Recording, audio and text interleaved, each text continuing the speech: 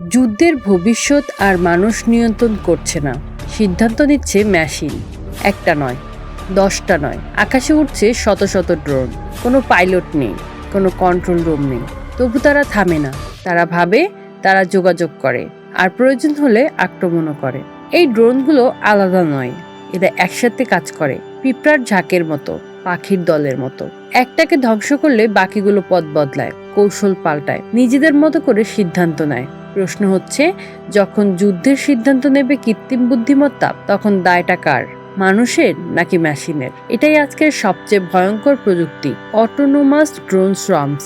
আজকের যুদ্ধ আর শুধু ট্যাঙ্ক নয়, বন্দুক বা যুদ্ধ বিমানের লড়াই নয়। এখন যুদ্ধ ঢুকে গেছে কৃত্রিম বুদ্ধিমত্তার জগতে, যেখানে মেশিন নিজেরাই সিদ্ধান্ত নিতে পারে। অটোনোমাস ড্রোন সোয়ার্মস বলতে বোঝায় একটি নয়, বরং বহু এআই নিয়ন্ত্রিত ড্রোন একসাথে কাজ করছে, যেন তার একটি ডিজিটাল জীব।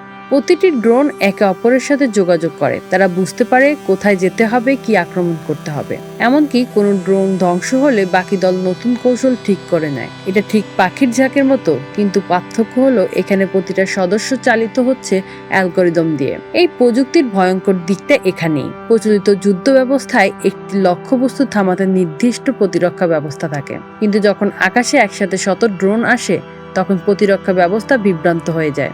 একটি মিসাইল আটকানো সম্ভব, কিন্তু 200টি চলমান বুদ্ধিমান লক্ষ্য।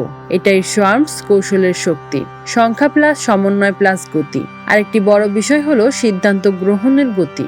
মানুষ পরিস্থিতি বিশ্লেষণ করে সিদ্ধান্ত নিতে সময় নেয়, কিন্তু এআই মিলিসেকেন্ডে কাজ করতে পারে। যুদ্ধক্ষেত্রে এ সময়ের পার্থক্য মানে জয় বা পরাজয়। ড্রোন সোয়ার্মস শুধু আক্রমণের জন্য নয়, এগুলো নজরদারি করতে পারে, যোগাযোগ বিচ্ছিন্ন করতে পারে, এমনকি শত্রুর প্রতিরক্ষা ব্যবস্থাকে বিভ্রান্ত করে দিতে পারে।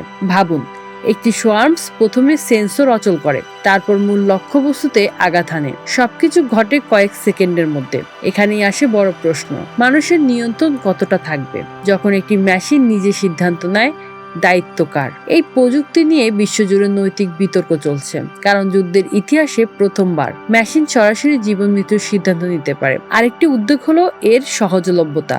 বড় যুদ্ধাস্ত্র বানাতে বিপুল অর্থ লাগে, কিন্তু ছোট ড্রোন তুলনামূলকভাবে সস্তা, যার মানে প্রযুক্তি ছড়িয়ে পড়লে সংঘাত আরো অনিশ্চিত হয়ে উঠতে পারে। তবে এই প্রযুক্তির সমর্থকরা বলছেন এটি নির্ভুল আঘাত হানতে পারে, মানব সৈন্যের ঝুঁকি কমাতে পারে এবং যুদ্ধকে আরো নিয়ন্ত্রিত করতে পারে। কিন্তু বাস্তবতা হলো, প্রতিটি প্রযুক্তি তার ব্যবহারকারীর উদ্দেশ্যের উপর নির্ভর করে। আজ আমরা এমন এক মোড়ে দাঁড়িয়ে আছি যেখানে যুদ্ধের ধারণাই বদলে যাচ্ছে।